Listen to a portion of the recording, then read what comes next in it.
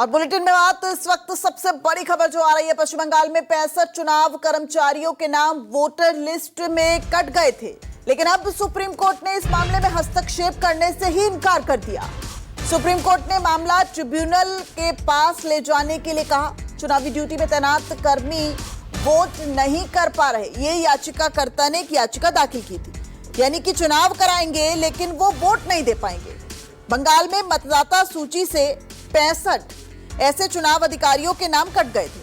अब ये मामला सुप्रीम कोर्ट पहुंचा, लेकिन सुप्रीम कोर्ट ने अब इस पूरे मामले पर हस्तक्षेप करने से ही इनकार कर दिया।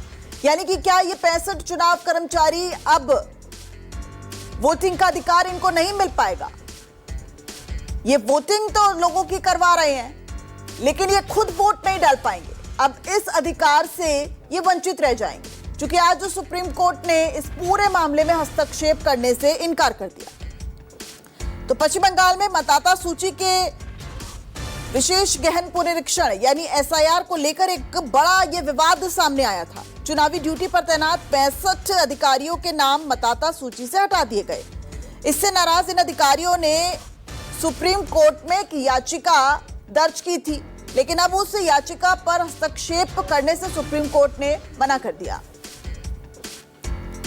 संजीव त्रिवेदी हमारे वरिष्ठ सहयोगी हमारे साथ फोन लाइन पर जुड़ गए हैं। संजीव, सीजीआई ने क्या कुछ कहा है इस बाबत? संज्ञान पे आज लाया गया और बताया ही गया कि पहले चरण के मतदान तो खत्म हो गए, दूसरे चरण के मतदान अभी होना है, लेकिन ऐसे 65 मतदान कर्मी हैं जिनके भी नाम इस वक्त वोटर लिस्ट में नहीं है। और ये बड़े आश्चर्य की बात है कि वो मतदान तो करवा रहे हैं, लेकिन खुद मतदान देने लायक नहीं है। तो कहीं ना कहीं ये एक डिस्क्रिपेंसी है जो कि चीफ जस्टिस के संज्ञान में लाया गया और कहा गया कि कोई अंतरिम आदेश जो राहत देता हो, कुछ इस तरह का चीफ जस्टिस की तरफ से मिले। लेकिन याचिकाकर्ता की बातों पर बहुत ज्यादा कन्विंस होता हुआ नहीं दिखा कोर्ट, और उन्होंने ये आदेश दिया कि देखिए, ऐसा है कि अब मैं हर चीज पर तो अपने आदेश नहीं दे सकता हूं, और एक व्यवस्था पहले दे दी गई है, और वो व्यवस्था ये है कि जितने भी लोग जिनके नाम नहीं आए हैं उनको एपेलेट ट्राइब्यूनल के पास जाना है, और ये एपेलेट ट्राइब्यूनल इस बात को तय करेगा कि वो वोटर हैं या नहीं, वोट देने लायक है या नहीं। तो इस पर ये बात कही गई कि उनका इस बार का मौका तो छिन जाएगा। तो इस बारे में सीजीआई ने बड़ा स्पष्ट कह दिया कि वो इस बारे में कुछ नहीं कर सकते हैं। मैं हर दिन एक ही मामले में नए नए आदेश पारित नहीं कर सकता हूं। तो सख्त रवैया अपनाया गया और उन्होंने इस याचिका को ठुकरा दिया। यानी कि भले ही 65 मतदान कर्मी मतदान करवा सकेंगे, लेकिन जब उनके अपने वोट देने की बारी आएगी तो वोट नहीं दे सकेंगे। और बल्कि सीजीआई कह रहे हैं कि मतदाता सूची में बने रहने का इनका ज्यादा महत्वपूर्ण अधिकार सुरक्षित रहेगा। लेकिन सबसे बड़ी बात कि इस फेज के चुनाव में, यानी कि पहला फेज हो चुका है, दूसरा फेज 29 अप्रैल को होना है, ये वोट देने के अधिकार से वंचित रहेंगे। संजीव, याचिकाकर्ता ने यह भी कहा कि इनके ड्यूटी ऑर्डर पर वोटर आईडी नंबर भी दर्ज है, लेकिन अब वो नंबर डिलीट कर दिए गए हैं, यानी कि उन्होंने वो सबूत भी दिखाए, बावजूद इसके सुप्रीम कोर्ट ने हस्तक्षेप करने से इनकार कर दिया।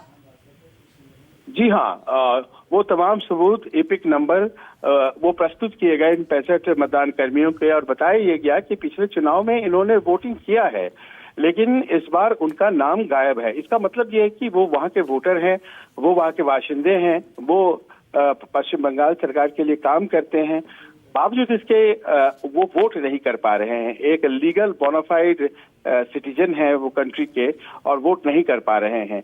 लेकिन कोर्ट ने इस बात को ध्यान में रखा कि मतदान प्रक्रिया शुरू हो चुकी है और इस वक्त मतदान कराना ज्यादा महत्वपूर्ण है, और नए लोगों को जोड़ पाना मतदाता सूची में ये बहुत ज्यादा फीजिबल आइडिया नहीं है, बहुत संभव नहीं है। शायद इसी वजह से ऐसा फैसला लिया गया जिसमें कि इस बार वो नहीं वोट कर पाएंगे। लेकिन इस बात की व्यवस्था दी गई है कि ये जो प्रक्रिया एपेलेट ट्राइब्यूनल के पास जाएगी, वो तमाम बातें जो आप कह रही हैं वो संज्ञान में लिया जाएगा और उनका मताधिकार रिस्टोर किया जाएगा, उनको एक वोटर के रूप में रिकग्नाइज किया जाएगा, ताकि भविष्य में वो कोई भी चुनाव हो पश्चिम बंगाल में तो उसमें वोट कर सके। लेकिन इस बार वो वोट नहीं कर पाएंगे, ये तय है। जी, बहुत शुक्रिया संजीव इस पूरी जानकारी के लिए। तो साफ तौर पर ये जो 65 चुनाव अधिकारी हैं जो पश्चिम बंगाल में चुनाव करा रहे हैं, लेकिन वो खुद वोट देने के अधिकार से अब वंचित रह जाएंगे।